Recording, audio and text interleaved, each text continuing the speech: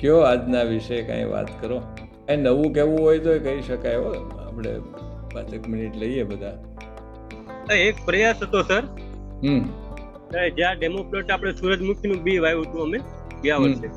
આપણે જ્યાં ઈ છોડના બી ખર્યા હતા ને એટલે ત્યાં ફરીથી સૂરજમુખી ઉગી આવ્યા હતા. એટલે મેં જો હાથે ઉગી આવતા હોય સૂરજમુખી તો મેં કીધું અનીડાથી વાકુંડા સાઈડ નો રસ્તો છે, એ બે સાઈડ વધારે જગ્યા છે. તો સૂરજમુખી મારી પાસે આવ્યા છે થોડાક, તો મેં કીધું રોડ સાઈડ વાવવા છે. બહુ સરસ આઈડિયા છે. કારણ કે આમ તો શું છે કે કાલે ક્યાં કોઈ એક ખેડૂત સાથે વાત થતી હતી તો એણે ઓલા મરચાવાળી વાત કરી હતી. આ સંજયભાઈ અહીંયા ટ્રેનિંગમાં સરખાના ભાઈ છે, પણ એમણે એવું કહ્યું કે ભાઈ જો માનો કે હાઇબ્રિડ બિયારણ આપણે યુઝ કરીએ છીએ તો માનો કે 5-6 વર્ષે પછી એમાં બહુ ફર્ટિલિટી હોતી નથી. પણ જે દેશી બિયારણો છે એ સાલો સાલ આપણે વાવીએ છીએ તો પણ એમાં ઉત્પાદન ઘટતું નથી.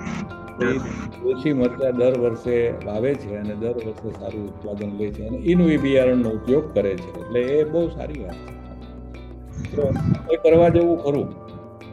ઠીક છે, સૂર્યમુખીનું બિયારણ તો આપણે બજારમાંથી ખરીદીને આપ્યું છે અને એ પાછું ઉગે છે. એટલે ઘણી વખત શું છે, જર્મિનેશનના સંદર્ભ અલગ અલગ હોઈ શકે, પણ આ જ્યારે જેનેટિકલી મોડિફાઈડ ક્રોપ છે એ તો મોટાભાગે દર વર્ષે આપણે લેવા જ પડે. એ કપાસિયામાંથી પાછું ફરીવાર ઉગાડવું એ અઘરું છે.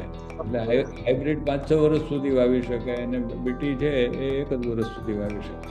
શું છે સાહેબ, આપણે આજે જેન્ડર વિશે વાત કરી. એમાં શું છે કે જેન્ડર કમિટીની જોકે ઓમ તો ખ્યાલ હતો અમને કે કેટલા સભ્યો હોય અને કોણ કોણ હોય એમાં. અને સામાન્ય શું છે કે આપણે જે ચર્ચા કરી કે મીટિંગ જેન્ડર કમિટીની જ્યારે બોલાવી ત્યારે શું શું મુદ્દા ધ્યાનમાં લઈ શકાય એમ. સર આમ તો મીટિંગમાં બધો રિપોર્ટ બનાવે થોડું એટલે આમ તો બધા લખવાનું શરૂ કરે, કારણ કે હમણાં ઘણા દિવસોથી રિપોર્ટ બહુ ઓછા આવે છે ગ્રુપની અંદર. રીતે ભલે જે ફાવે રિપોર્ટ બીજો કોઈ પણ લખે એમ, કોઈ પણ વિષય ઉપર એમ, તો થોડું લખે તો ટૂંકમાં એમાં સુધારા વધારા થાય ને કઈ નવું શીખવા મળે. અને ટૂંકમાં હું રીતે આમાં જોડાણો પછી ટૂંકમાં લખવામાં ને એમાં ઘણો સુધારો વધારો થયો છે મારી રીતે.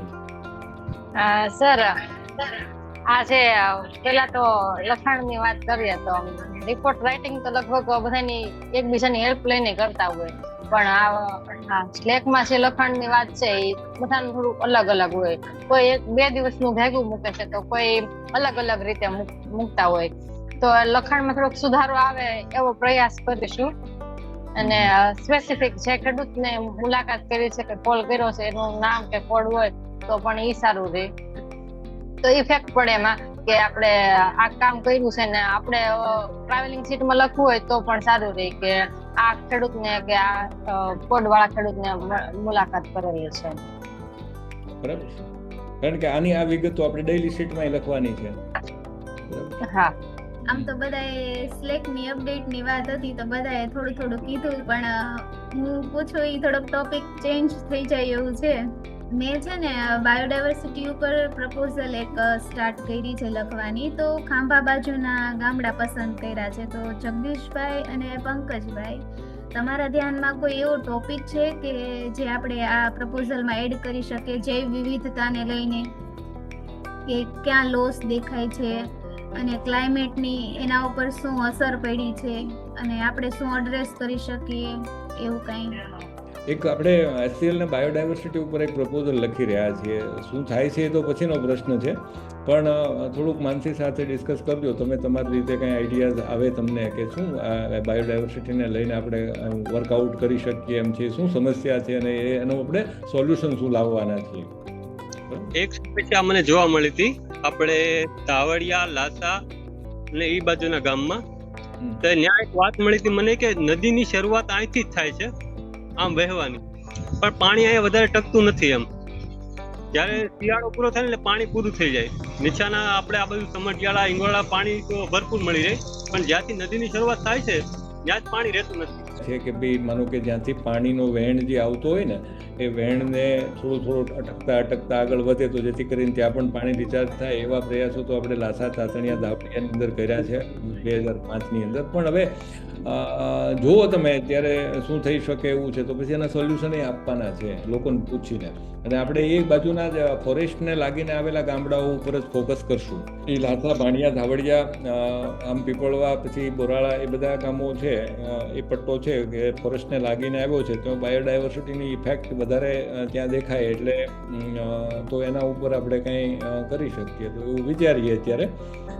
અને ક્લાઇમેટ ચેન્જને ધ્યાનમાં રાખીને કે ભાઈ ક્લાઇમેટ ચેન્જ અત્યારે જે થાય છે તો એની શું અસર થઈ છે આ જૈવ વિવિધતા ઉપર, કોઈ આપણને ન્યાના લોકો અનુભવતા હોય કે ભાઈ પેલા આવું બધું હતું ને હવે નથી થતું એમ. તો બેઝલાઈન આપણે સર્વે કરી એવો એક ફોર્મેટ, જે કાંઈ પ્રશ્નો હોય ક્લાઇમેટને લગતા, તો આપણે ખેડૂત સાથે સવાલો કરી શકીએ અને એને ક્યાં પ્રશ્નોમાં મુશ્કેલી આવે એની ઉપર તારણ કાઢી શકીએ એનું. હા, અને એ આપણે કરી શકીએ તો મોટું તમને જે લોકો આગળથી જાણવા મળે ને એ કરી શકીએ. હા, તે વાંધો ને, અમે કરીશું. હા, થેન્ક યુ. માનસીબેન, જે તમે વાત કરી ને એનો એક ટૂંકો મેસેજ અમને શેર કરી દેજો ને, તો અમે અમારા પીયુ માં તે શેર કરીએ, તો પીયુ ના સ્ટાફ પાસેથી પણ કંઈક જાણવા મળશે. ચોક્કસ, હા, કરી દઈશું. ઓકે, થેન્ક યુ જગદીશભાઈ, પંકજભાઈ, ભૂમિકાબેન, પાર્થભાઈ. ભલે મળીએ પાછા બાય વીકલી એ વખતના મંગળવારે. બરાબર, ઓકે.